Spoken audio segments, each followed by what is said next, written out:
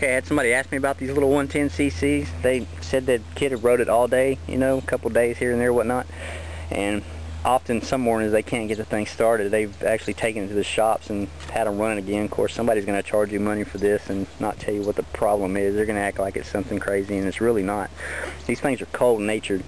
Like I said, your kid can ride this thing all day one day, and it's just perfectly fine, and especially in warm temperature environments. The next day, the engine gets cooled off and it's cold. You get up the next morning and you turn it on and you're just trying to start it, and it's just turning over and it's not firing up for you. Mainly it's going to be your throttle control. This kind of explains a lot of it. This is your governor. What you would want to do, I already have the tools laid out, but I keep these everywhere I go just because of this kind of stuff. Get an open end wrench that's going to fit that bolt back nut, I say. Break that loose from that wall to allow this screw to turn. Once that's loose, you kind of remember where that setting was, because you want to go back to that, because really that's governed for your kid. You know, that's controlling the speed, the maximum speed that they can go. But once that's broke loose, you want to get that screw on there, back it out kind of as far as you can. You don't have to take it out, just get it back a good ways where you got plenty of juice on your throttle cable. What you're going to need, what we're doing here is actually allowing fuel to get to that carburetor, because when it's at slow setting, your carburetor's not getting fuel to turn over, but you want to try to I don't know what I'm getting at here. You want to defeat that purpose with at least giving it some fuel when it's cold like that. I'm all tongue twisted up, but you get the idea. Next of all, you want to make sure your choke is on. That's going to allow more fuel than what is to the carburetor than normal when it's cold natured. Of course, everything's like that. Your weed eaters and chainsaws, you always want to choke everything. Got a full choke. This thing is backed out. Give it a couple of pumps, 8 or 9 or 10 times, and kind of hold it there. And once you're holding it there, make sure your key switch is on, because this one's not. I don't know if I'm going to be able to do this with a camera in each hand, but pump it a couple of times, hold it there, come over to your start button. I'm going to push it. You're not going to be able to see it, but you'll know what I'm doing.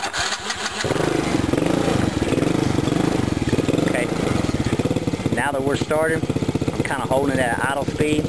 As you notice, I got the back blocked up. You can do that with a 4x4, anything just to get it off the ground, but make sure that when you're doing this, if you want to hold it at a higher speed, just always watch it, because those things kind of shift forward, and before you know it, it may get off of that block and launch off on you if you're not watching what you're doing.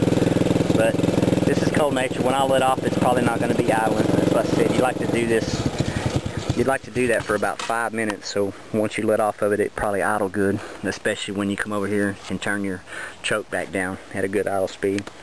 Once it's idling, and once at least got it started, you know, that's getting past the breaking point at least. You know, you don't have to send it into a shop.